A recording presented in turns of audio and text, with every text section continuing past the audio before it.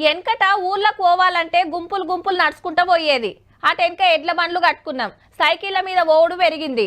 స్కూటర్లు, బస్సులు, రైలు బండ్లు, తర్వాత కార్లు, విమానాలు, సముద్రం మీద ఓడలు, ఇట్లా మనిషి ప్రయాణం చేసే తరీకే మారింది. రోజుల కంచి గంటలల్లా దేశాలు చుట్టొచ్చే ఇకమత్ చేసుకున్నాం. ఇంత ఇంత టెక్నాలజీ పెంచుకుంటున్నాం.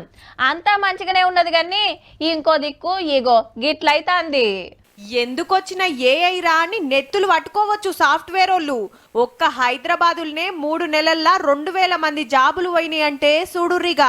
ఆర్టిఫిషియల్ ఇంటెలిజెన్స్ తోటి పని అలకగైతుంది. మళ్ళా 10 మంది ఒక్క రోజులో చేసే పనిని ఇది 1 గంటలనే చేసి పడేస్తుంది. ఎట్లా అంటే కాగితం మీద పెన్ను తోటి మనం లెక్కలేయాలంటే జరంత టైం పడుతుంది. అదే క్యాలిక్యులేటర్ కొడితే ఎమ్మటే తేలిపోతుంది.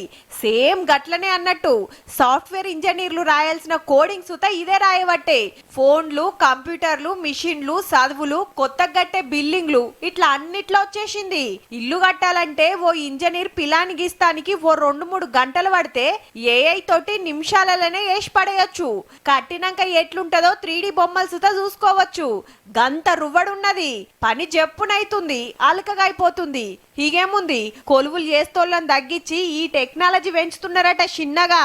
ఒక్క సాఫ్ట్వేర్ తోటే ఆగేటట్టు లేదు. బ్యాంకులు కంప్యూటర్ల మీద వేసే కడమ జాబులకు సుత ఎసరు పెట్టినట్టే.